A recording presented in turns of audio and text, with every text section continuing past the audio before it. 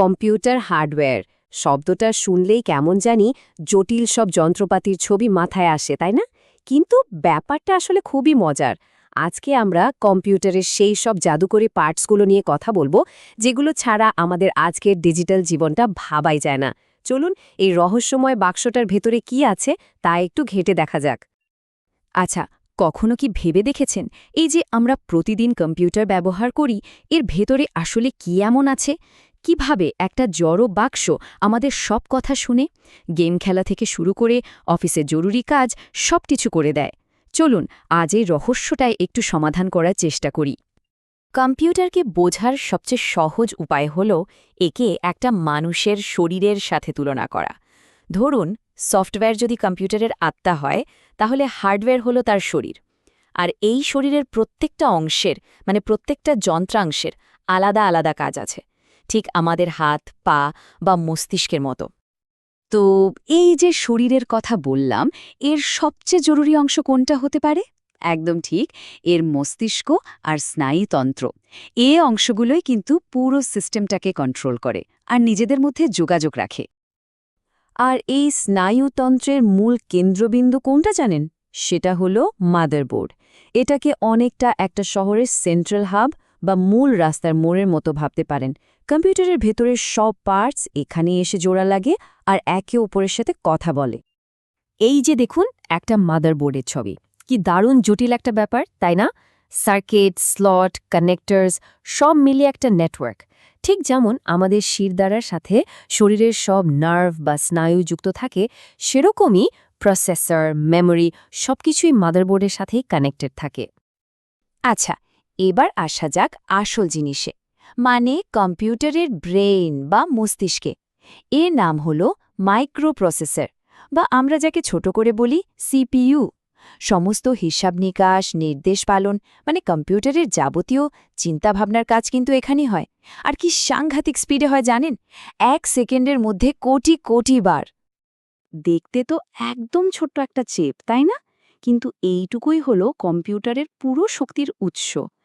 বিশ্বাস করতে হয়তো কষ্ট হবে, কিন্তু এই ছোট্ট জায়গাটায় বাইনারি কোড থেকে শুরু করে হাই এন্ড গেমের গ্রাফিক্স পর্যন্ত সব কিছুর প্রসেসিং হয়। আসল জাদুটা এখানেই ঘটে। এখন এই মস্তিষ্কেরও কিন্তু কয়েকটা ভাগ আছে, প্রধানত 3টে। প্রথমটা হলো কন্ট্রোল ইউনিট।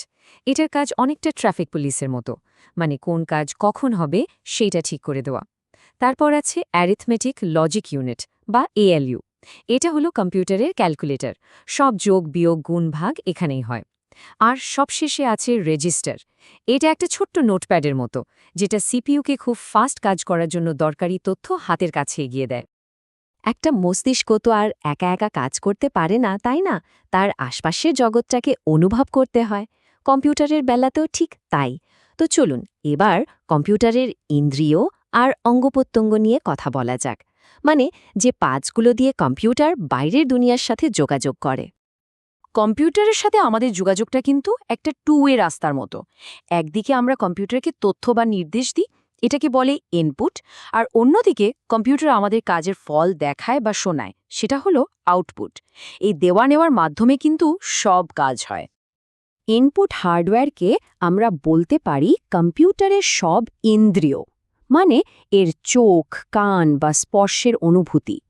এই ডিভাইসগুলো ব্যবহার করেই আমরা কম্পিউটারকে বিভিন্ন তথ্য দিই। এই যে এখানে কত রকমের ইনপুট ডিভাইস দেখা যাচ্ছে, এর মধ্যে অনেকগুলোই আমাদের খুব চেনা, তাই না? কিবোর্ড দিয়ে আমরা লিখি, মাইক্রোফোন দিয়ে কথা বলি। প্রত্যেকটা ডিভাইস আসলে কম্পিউটারকে আলাদা আলাদা ধরনের তথ্য দেওয়ার জন্যই তৈরি। যদি কিছু কমন ইনপুট ডিভাইসের কথা বলি, তাহলে প্রথমেই আসবে কিবোর্ড আর মাউস।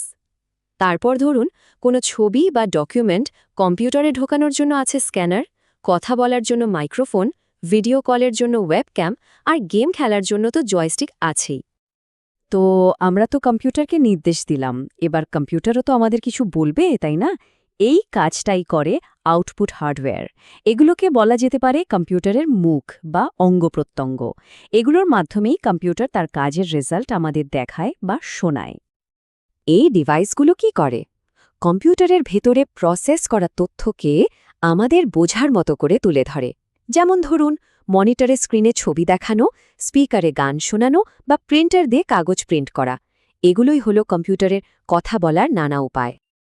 কমন আউটপুট ডিভাইসের মধ্যে তো মনিটর আছেই, বড় স্ক্রিনে দেখার জন্য আছে প্রজেক্টর, শব্দ শোনার জন্য স্পিকার আর হেডফোন তো আমরা সবাই ব্যবহার করি, আর কোনো কিছুর হার্ড কপি বা কাগজের প্রিন্ট চাইলে তো প্রিন্টার আছেই।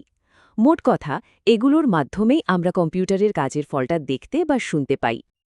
আচ্ছা, মস্তিষ্ক তো শুধু কাজই করে না, অনেক কিছু মনেও রাখে। কম্পিউটারেরও কিন্তু ঠিক সেরকমই স্মৃতি বা মেমোরির দরকার হয়।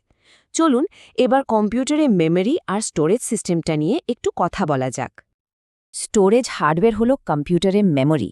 এখানে সব ডেটা, ফাইল, ছবি, গান ভবিষ্যতের জন্য সেভ করে রাখা হয়। ঠিক যেমন আমরা আমাদের মগজে পুরনো দিনের কথা বা জরুরি তথ্য জমিয়ে রাখি। আর এই স্টোরেজও কিন্তু নানা রকমের হয়। কিছু থাকে কম্পিউটারের ভেতরে, যেগুলো পার্মানেন্ট, আবার কিছু আছে পোর্টেবল, মানে যেগুলোর করে আমরা সহজে ডেটা এক জায়গা থেকে আরেক জায়গায় নিয়ে যেতে পারি। যেমন ধরুন, কম্পিউটারের মূল স্টোরেজ হিসেবে কাজ করে হার্ড ডিস্ক।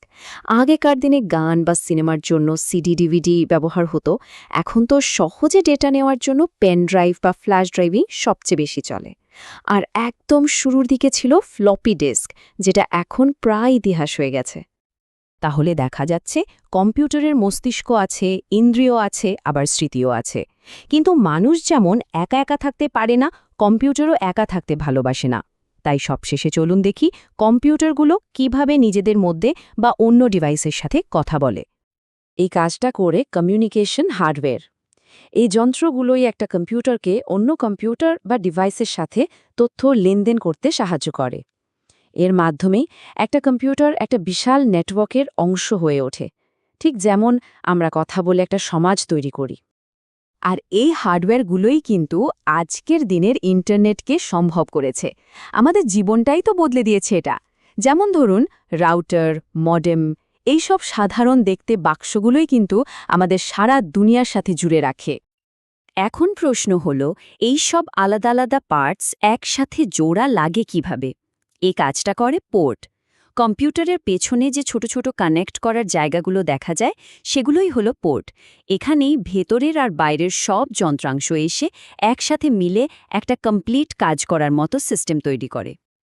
তো আজকে আমরা কম্পিউটারের শরীর আর তার বিভিন্ন অঙ্গ প্রত্যঙ্গের কাজ সম্পর্কে জানলাম, কিন্তু একটা প্রশ্ন থেকে যায়, আজকের হার্ডওয়্যার যদি এমন হয়, তাহলে ভবিষ্যতের হার্ডওয়্যার দেখতে কেমন হবে? কম্পিউটিং কি তখন আমাদের জামা কাপড়ে, চশমায় বা হয়তো সরাসরি আমাদের মস্তিষ্কের সাথে মিশে যাবে? প্রযুক্তি আমাদের ঠিক কোথায় নিয়ে চলেছে? ব্যাপারটা ভাবার মতো, তাই না?